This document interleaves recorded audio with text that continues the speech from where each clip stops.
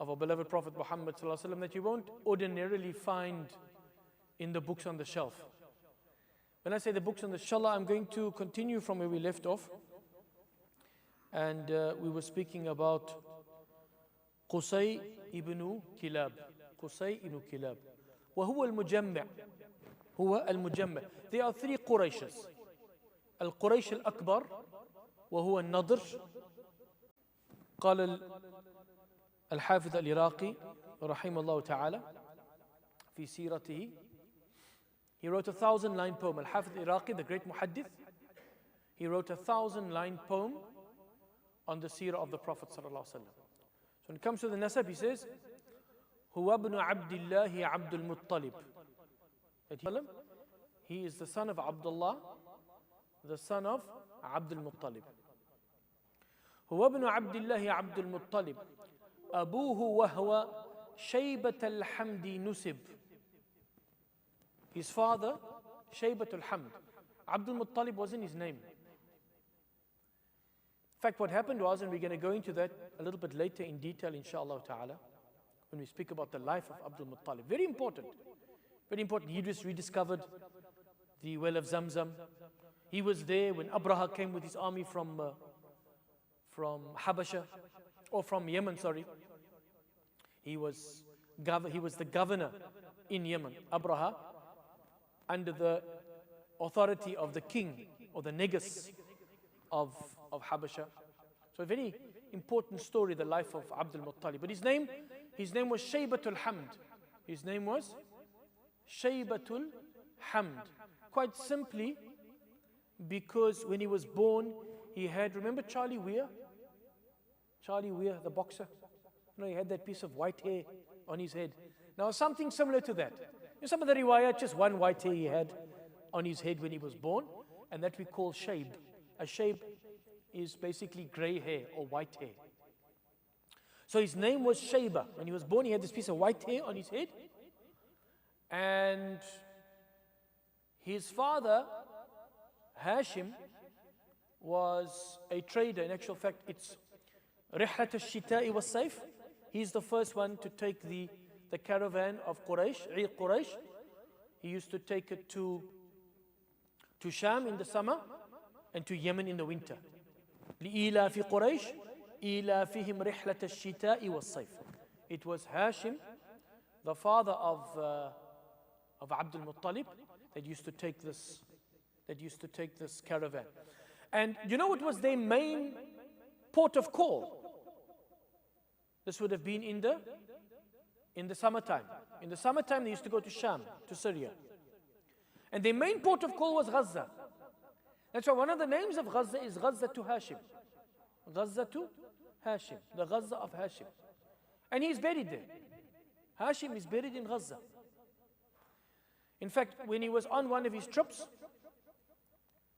and he was his wife, the mother of Abdul Muttalib, her name was Salma bint Amr al-Najjariyah. She was from Bani Najjar. And Bani Najjar is a tribe from Al-Khazraj, from the Ansar. So you will see when I give you, if you're not into genealogy, then you might get a bit bored. But when you look at this genealogy, you will see how interestingly how the Prophet ﷺ was related to so many of his companions, from the Muhajirin and from the Ansar. So his mother was from the tribe of Khazraj, one of the, the Al-Aws wal-Khazraj are the two tribes of the Ansar from Medina, what was called Yathrib before. And they originate from Yemen, from Azd, the tribe of Azd. And they were otherwise known as Banu Qayla. Banu Qayla. So Hashim, his wife, Salma bint Amr al-Najjariyah, she gave birth to her son, Shaybat al-Hamd, and they remained in Medina. So the brother of Hashim, Al-Muttalib, the brother of Hashim, went to go and fetch his nephew in Medina from Bani Najjar. Because look, he has to come and he has to grow up with Quraysh. You know, Quraysh have got Sadanatul Bayt. They have got the custodianship of Baytullah al-Haram in Mecca. So there's a certain prestige. He can't grow up with Bani Najjar in Medina. He must come to Mecca. So Al-Muttalib, who by the way is the ancestor of Al-Imam al-Shafi'i. That's why Al-Imam al-Shafi'i was known as Al-Imam al-Muttalibi. One of the great Shafi'i scholars, Al-Imam al-Subki, he wrote a book, قول الإمام المطلبي إذا صح الحديث فهو مذهبي.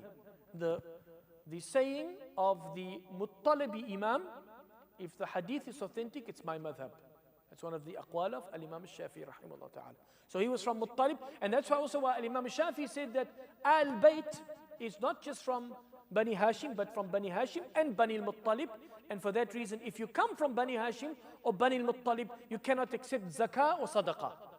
You cannot take zakah or sadaqah if you are from the family of the Prophet ﷺ, from Bani Hashim and Bani al-Muttalib. So Al-Muttalib went to go and fetch his nephew. What's his nephew's name? Shayba. Charlie Weir, the piece of white hair in the front of his head. He went to go and fetch Shaybatul Hamd in Medina. And when he was coming back into Mecca, the people, they recognized Al-Muttalib, but they didn't recognize who's this young man riding behind him on his camel. So they thought it was his slave. And they said, هذا عبد المطلب. And the name just stuck. But it wasn't his name. It was just a nickname. And a nickname that was based on basically an illusion or something that they thought was the case. And the Prophet never changed or never, how can I say, because this ubudiyah was not an ubudiyah of worship.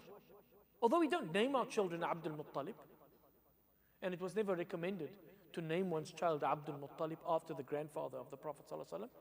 But the Prophet ﷺ used to boast, not boast in an arrogant way, but in battle. You know, that's the only time when boasting is actually permissible.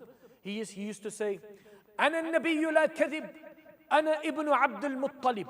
As he would charge into battle, he would say, I am a prophet, no lies. I am the son, meaning the grandson of Abdul Muttalib. So he was named that because people thought he was the slave of his uncle Al-Muttalib. Right. So inshallah we're going to be doing all of these individuals and taking some important details which leads up then to the birth of our beloved Prophet Muhammad sallallahu alaihi wasallam. But perhaps one of the most important characters is this character, Jannah. Shh. A beautiful child, mashallah. Allah guide and protect her. Jannah. Allah take us all to Jannah. Ameen. So Qusay, what was his name? His name was Zayd. Huwa ibn Abdillahi Abdul Muttalib. Muhammad sallallahu alaihi wasallam is Abdullah, the son, is the son of Abdullah, the son of Abdul Muttalib. هو ابن عبد الله عبد المطلب أبوه وهو شيبة الحمد نسب. That was his real name, شيبة الحمد. أبوه عمرو هاشم. And his father, Abdul Muttalib's father, his name was Amr. He was known as Hashim لأنه هشم الثريد لقومه في مكة. What does hashama mean? To grind the flour for the porridge.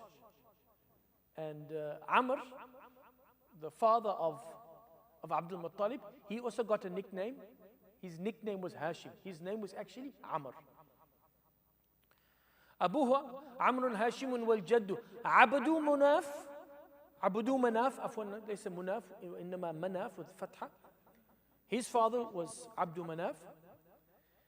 Abdu Manaf ibn Qusay and Zaidu. And Abdu Manaf was the son of Qusay. Qusay had three sons. Abdul Dar. In fact, you know the great Sahabi Mus'ab ibn Umair? He was from Bani Abdul Dar.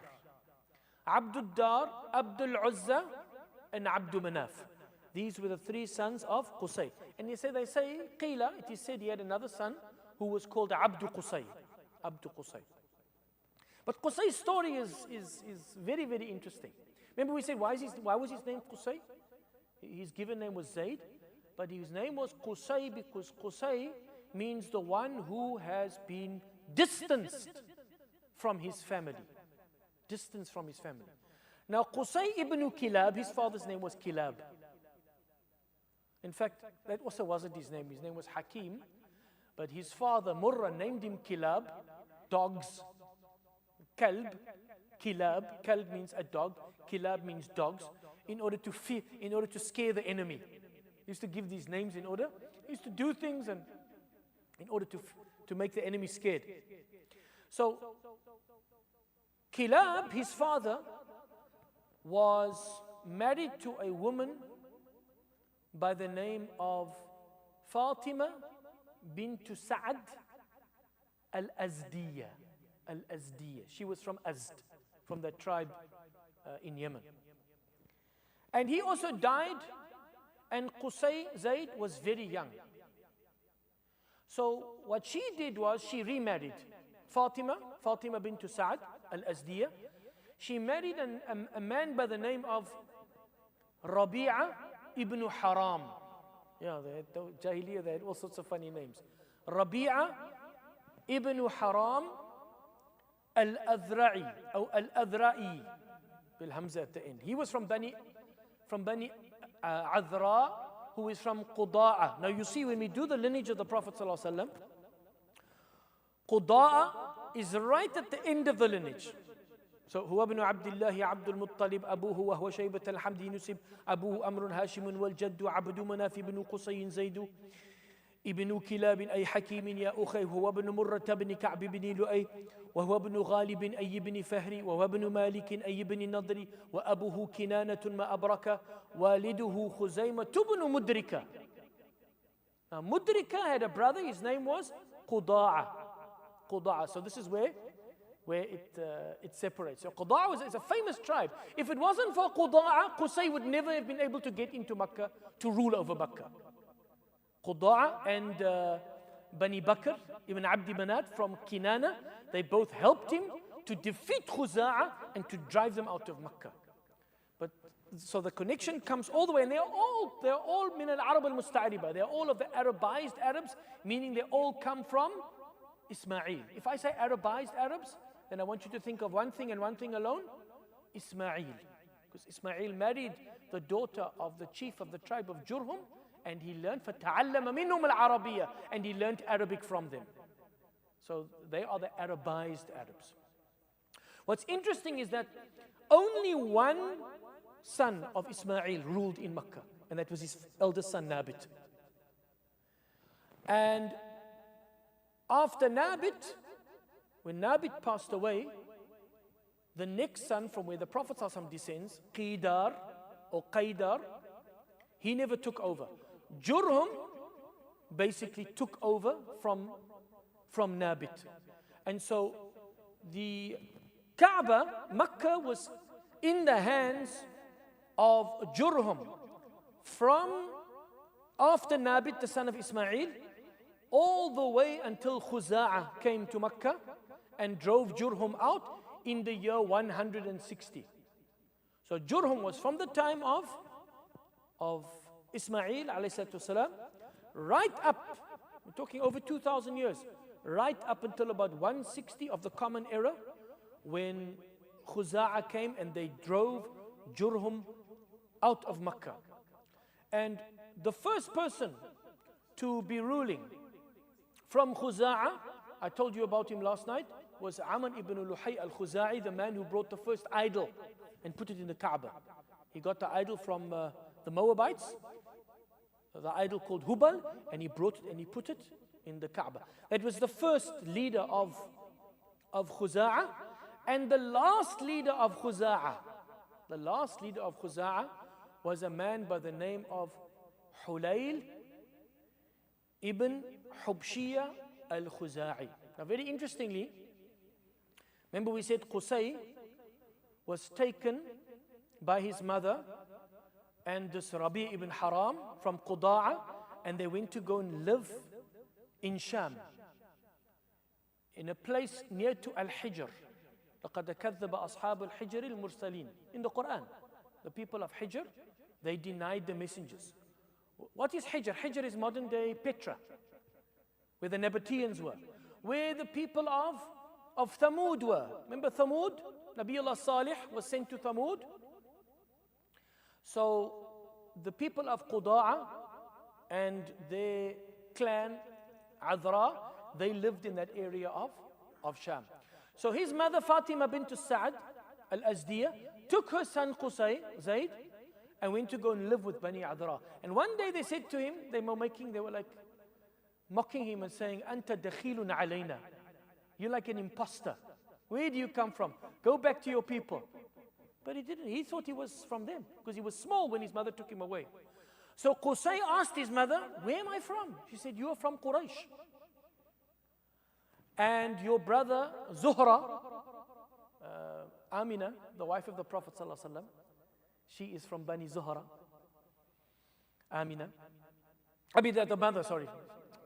The mother of the Prophet ﷺ, Amina, she's from Bani Zuhra. You'll see how they all connect, inshallah ta'ala. Zuhra was living on the outskirts of Makkah. Remember, Khuza'a was in control of Makkah after Jurhum. And the other tribes of Kinana, from where our beloved Prophet ﷺ comes, from where Quraysh comes, from Kinana, they lived on the outskirts of Makkah. So Qusay returned and he went to go and live with his brother and his uncle, Taym, which is Bani Taym, where Sayyidina Abu Bakr comes from.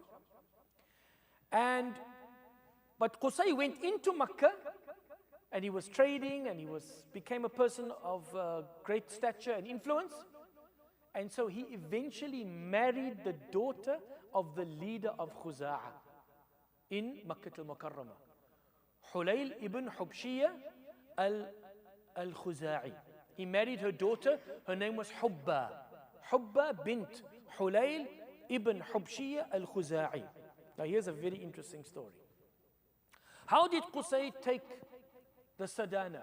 How did he take the custodianship of Makkah and drive Khuza'a out? There are different riwayat. I'm going to share with you an interesting riwayah, an interesting narration. This narration is that when the leader of Khuza'a, when he became old, who am I speaking about? Qusay's father-in-law, Hulayl ibn Hubshiyya al-Khuza'i. When he became old, he took a right-hand man to do his work for him because he was old. And this man's name was Sulaym ibn Amr, otherwise famously known as Abu Ghubshan bil Ghain, Abu Ghubshan. And one day it is said that in Ta'if, Qusay and this Abu Ghubshan were drinking. Remember, Jahiliyyah, bil Asaf, very sadly, the streets of Makkah and Medina used to flow like the rivers of Babylon with alcohol. Wal-'iyadu billah. It was Jahiliyyah, the days of ignorance. And so they were in Ta'if and they were drinking. And when this Naib, this vice leader of Khuza'a, when he had become intoxicated, Qusay managed to convince him to sell the custodianship. I mean, it's going to sound very strange to you because, your thoughts of Makkah and the people of Makkah is Islam and Tawheed and sobriety and everything that is good. The reality was that Makkah was filled with idols and people that consumed alcohol and gambled and did all sorts of other terrible things. So when they were in Taif, Qusay got this person who was in charge of Makkah as the vice leader of Khuza'a, Abu Ghubshan. He got him to become intoxicated and he got him to sell Sadanat al-Kaaba for a qirba. A qirba is how would you call it? That it's like a goat's pelt, a goat's hide that they use for either filling water with or even alcohol. So he literally got him to sell the custodianship of the Kaaba for, astaghfirullah, for a qirba of wine. And then Qusay went back to Khuza'a and he said, and he had the keys of the Kaaba, because the person who's in charge of Sidana is the person who has the keys to the Kaaba. So he went back to Makkah and he held up the keys and he said that now I am in charge of the Kaaba. And in fact, there's some words of poetry that they wrote about this. They said, باعت خزاعة بيت الله إذ سكرت بزق خمر فبئست صفقة البادي باعت سدانتها بالخمر وانقرضت عن المقام وضل البيت والنادي. Said Khuza'a sold the house of Allah, meaning the custodianship of the Kaaba, when they became intoxicated with a container of alcohol, and wretched was the deal of the initiator. They sold the custodianship with wine and they perished from the station, and they lost the house and the assembly. So they lost the house, which is Sadana, and they lost the Nadwa, which was the assembly where all the leaders who were leading in Makkah used to gather. And there's a saying that has arisen from this happening. It is أخسر من صفقة أبي غبشان.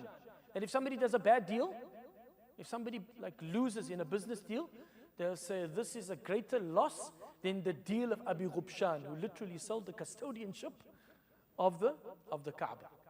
So what Khuza'a did when he made this claim, they took the keys away from him and they chased him out of Makkah. Then he went and he got Bani Bakr ibn Abdi Manat min Kinana. Quraysh is also from Kinana, remember? And he got where he had grown up with Quda'a, he got his half-brother from his mother, Nizah, to come and assist him and support him in fighting Khuza'a. And so Yawm al-Abtah, which was the name of the battle, ensued. And Qusay, who was leading the army with his allies from Bani Kinana of Bani Bakr, and from Quda'a, they defeated Khuza'a. And then an arbitrator came from Bani Kinana and he ruled that any blood that was shed from Khuza'a is under his feet, and any blood that was shed from the army of Qusay, Khuza'a must pay. And then Khuza'a was driven out of Makkah, and then Qusay came with those of his immediate family, Bani Abd al-Dar, Bani Abd al-Uzza, all the children of Qusay, Bani Abdi Manaf, from where the Prophet ﷺ comes, Bani Saham, Bani Jumah, Bani Taym, Bani Adi. Bani Adi is where Sayyidina Umar is from. Bani Taym is where Sayyidina Abu Bakr is from. And some of that, and Bani Makhzum, where Sayyidina Khalid ibn Walid is from, and Bani Abd al-Shams, and Bani Umayyah, and then of course Bani Hashim. They all came with Qusay. And you know what he did? At that time, I think I explained to you last night, there were no houses. He was the first person to build houses. But you know what he had to first do? He first had to cut down the trees. And that was something that you can't do, because Makkah has been a haram since the time of Nabi Ibrahim. You're not allowed to cut down trees. But now, because there were so many people with Qusay, and this is the first time Quraysh is now taking over Makkah. He's the leader of Quraysh. He comes, he said, look, we're going to have to cut down these trees. So they cut down a few trees and then they stood back and they waited. You know? And when they saw that nothing happened, they said, no, this guy is barakah, man. This guy. And that is why Qusay became such a leader of Quraysh in Makkah that what he said was the law. He was a great leader. Remember I said that he set up the Rifada and the Siqaya. He took over the Sidana and the Nadwa, those officers. And what he said was the law. He put the roof on the Kaaba, and he was the first one to build houses around the Kaaba. And those of Quraysh that lived in Makkah, in the Haram, they are called Quraysh al-Abtah. Quraysh al-Abtah. And those who lived in the hill outside of the Haram from Quraysh, the question is, well, why didn't he include them? Maybe they didn't assist him when he fought Khuza'a. Allahu a'lam. Allah subhanahu wa ta'ala knows best. But those that were kept, that had to live outside of the haram, in the hill, they were called Quraysh al-Zawahir. So Quraysh al-Abtah and Quraysh al-Zawahir. And that is how Quraysh took over Makkah. Just to complete, inshallah, I'll end with this. The name Quraysh, what does it mean? Some say that if you look at Quraysh al-Akbar, the first Quraysh, which is Nadr ibn Malik. Nadr went on the sea and he caught a qirsh, a shark. And he shot it with an arrow from the boat. He shot the shark with an arrow, and he took the qirsh and he cut off its head. And so he got the nickname Quraysh. Then his descendant Fahr, he's considered to be Quraysh al-Awsat. He's the one then that gathered all the descendants of Nadr. Because the other meaning of Quraysh is that of taqrish, which means to gather. And then Qusay, who is al-Mujammi', who did it physically, where he brought all the descendants of Fahr, those that he wanted with him, and he literally took them, drove Khuza out of Makkah, and took over Makkah. And it's such an important thing. Why? Because he is now in charge of Makkah, and of his descendants, he's literally laying the path for the coming of Muhammad ibn Abdullah, salawatu rabbi wa salamu alayhi, wa akhiru da'wana an alhamdulillah rabbil alameen, wa salamu alaykum.